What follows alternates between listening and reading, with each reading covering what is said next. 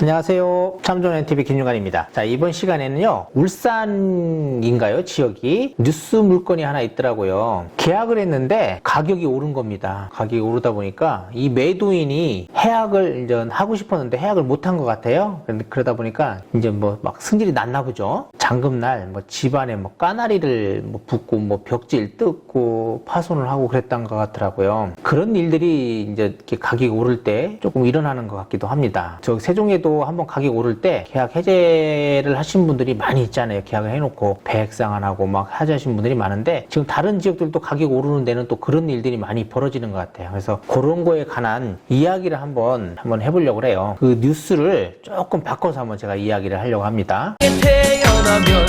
세종시 아파트로 제가 바꿔볼게요. 뭐 매매가 8억짜리라고 합시다. 그래서 2020년 만약에 10월에 계약을 진행하는 거예요. A 매도인과 B 매수인이 공인중개사분한테 의뢰를 해가지고 계약을 진행을 합니다. 공동중개일 수도 있고요. 그리고 혼자서 이제 단독으로 이제 중개를 진행할 수도 있습니다. 어차피 똑같아요. 그러면 이제 처음에 저희들이 보통 계약을 진행할 때 보면 계약금의 일부를 입금을 하고 계약서 쓰는 날 계약금의 10%를 넣습니다. 계약금을 일부를 넣고 나서 어떤 분들이 이런 이야기를 하는 사람들이 있어요. 여기처럼 지금 매매대금이 8억이잖아요. 그러면 계약금 8천만 원 중에 뭐 일부 만약에 3천만 원이라고 제가 했는데 2천만 원일 수도 있고 1천만 원일 수도 있고 3천만 원 입금할 수도 있잖아요. 뭐 이게 부동산 가격이 오르는 데서는 어떤 분들은 뭐 5천만 원도 넣을 수도 있는 거예요. 그래서 계약금 일부만 입금을 했는데 어떤 분은 계약금 일부만 넣었으니까 그러면 계약을 해약하고 싶으면은 내가 넣은 금액 만약에 3천만 원 넣었으니까 이 3천만 원에 배액만 주면 되지 않겠냐라고 하시는 분들이 있어요. 그렇게 해서 그냥 서로 원활하게 그렇게 하세요라고 해서 그렇게 돌려받았으면 상관이 없겠지만은 만약에 매수인이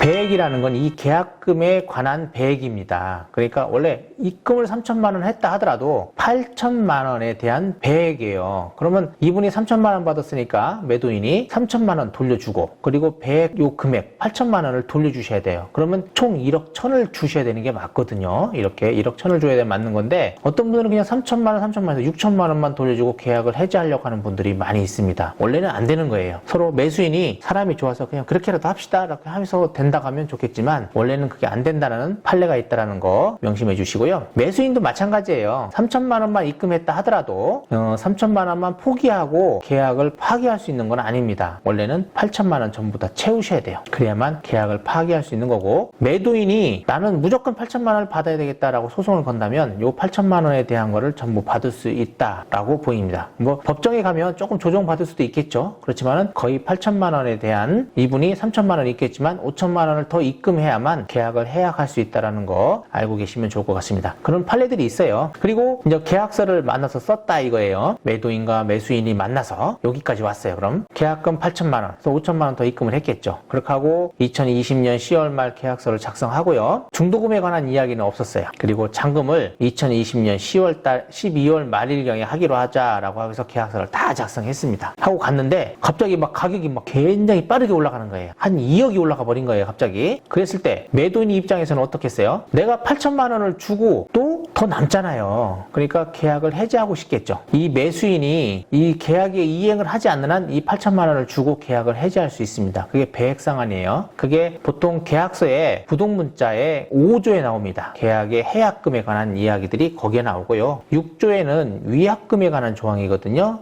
손해배상비를 계약금으로 하기로 한다라는 금액이 이제 여기서 나옵니다. 계약금에 이제 배액을 주면 되는데 문제는 이제 그거예요. 요거 막 가격이 오르니까 피가 이 불안해 마음이. 그래서 매도인의 통장에다가 한 1억을 더 쏴버려요. 잔금의 일부 아니면 중도금이라고 봐도 되겠죠. 확실하게 하려면 중도금인 이야기가 없었다면 잔금 일부로 보면 되고요. 중도금이 이야기가 있었다면 중도금을 입금한 걸로 하면 됩니다. 자, 여기서도 이제 이런 얘기가 있더라고요. 매도인이 뭐 계좌를 죽이면 상관이 없어요. 못 들어오게 막으면 되잖아요. 되는데 만약에 막지를 못했을 때 B가 입금을 해버렸어요. 그러면 계약 해제 안 된다고 보시면 됩니다. 가끔 어떤 분들은 아무리 넣어도 네가 얘기를 안 했으니까 매수인 내가 너 넣지 말라는데 왜 넣었어? 안 돼! 라고 하고 계약을 해제하려는 분들이 있어요. 그러나 판례상은 안 됩니다. 판례상으로는 무조건 매수인이 승리할 수 있다라고 보이고요. 그리고 매도인은 이 매수인이 입금하기 전에 계약 해제 통보를 하고 돈을 언제까지 내가 통장 계좌번호를 줘라 입금하겠다, 아니면 공인중개사무소에 갔다가 맡기겠다, 만약에 안 받으면 어디 공인중개사무소로 내가 맡기겠다, 아니면 공탁하겠다 라는 식으로 문자든 내용증명이든 보내고 돈까지 가야 되는 겁니다. 돈은 그날 가지는 않아도 돼요. 몇 월 며칠 몇 시까지 어디로 갖다 놓겠다라는 것만 분명히 명시하면 됩니다.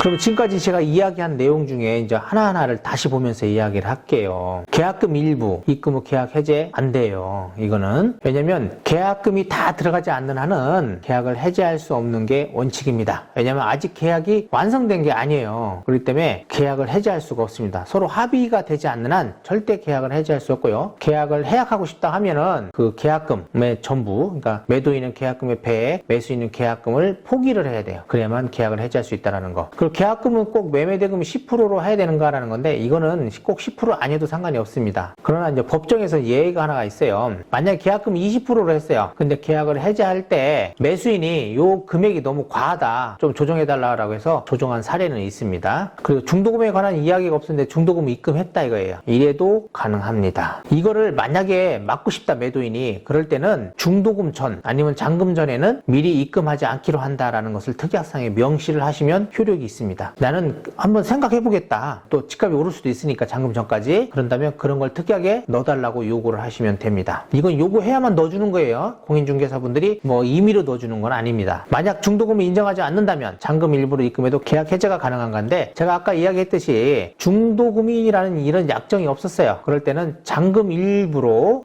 봅니다. 잔금 일부로 해서 입금 처리하시면 되는 거예요. 잔금 시 매도인이 계약을 이행하지 않거나 매수인이 이행을 하지 않는다면 어떻게 되느냐 이거예요. 이때는 이제 계약 이행의 지체잖아요, 따지면. 그러니까 뭐 계약을 안 하는, 이 사람들이 이행을 안 하는 거예요. 그럴 때는 매수인 입장에서는요, 모든 서류를 다 준비해가지고 오셔야 돼요. 당일날 오셔야 합니다. 그리고 잔금도 준비해가지고 오셔야 돼요. 그렇게 해야만 내가 이행의 지체에 빠지지 않는 거예요. 매도인이 안 왔다, 여기 매도인은 이행의 지체에 빠지기 때문에 그걸 근거로 해서 소유권 이전 청구를 하든지 아니면 손해배상 청구를 하든지 하면 되는 거고요. 매도인도 마찬가지예요. 매도인도 매수인이 그날 나타나질 않았어요. 그럴 때는 본인이 그 서류, 등기 서류 같은 걸 다 준비해가지고 오셔야 합니다. 그러고 나서 이분한테 통보를 하셔야 돼요. 그래야만 이 매수인을 이행의 지체에 빠뜨릴 수 있고요. 그리고 이분한테 그 해약에 관한 뭐 손해배상비를 청구하든지 아니면 소유권 이전에 관한 것을 이행하라는 청구를 할 수 있는 겁니다. 계약 당시와 매수인이 잔금 후 집안 상태가 너무 다를 경우 처리는 그랬어요. 이거는 지금 까나리 그 사태랑 똑같은 거예요. 이거 손해배상 청구할 수 있습니다. 어떤 신문은 보니까 그냥 뭐 손해배상 청구가 어렵다, 뭐 증빙하기가 어렵다, 뭐 이렇게 얘기하는데, 보통 우리가 계약서를 쓰면 공인중개사분들이 확인 설명을 합니다. 거기에 내부 상태에 관한 확인 설명이 있어요. 거기에 파손된 거라든지 뭐 벽지 아니면 누수 이런 것들을 저희들이 표기를 합니다. 그거를 매도인한테 물어봐요. 매도인분이 그런 거에 대한 뭐 다른 사항이 없고 깨끗했다라고 한다면 그거는 이제 무조건 매도인이 잔금날 그런 다른 일들이 벌어졌다면 책임을 지셔야 되는 거예요. 확인 설명서를 위주로 해가지고 법적 다툼을 한다고 하면 충분히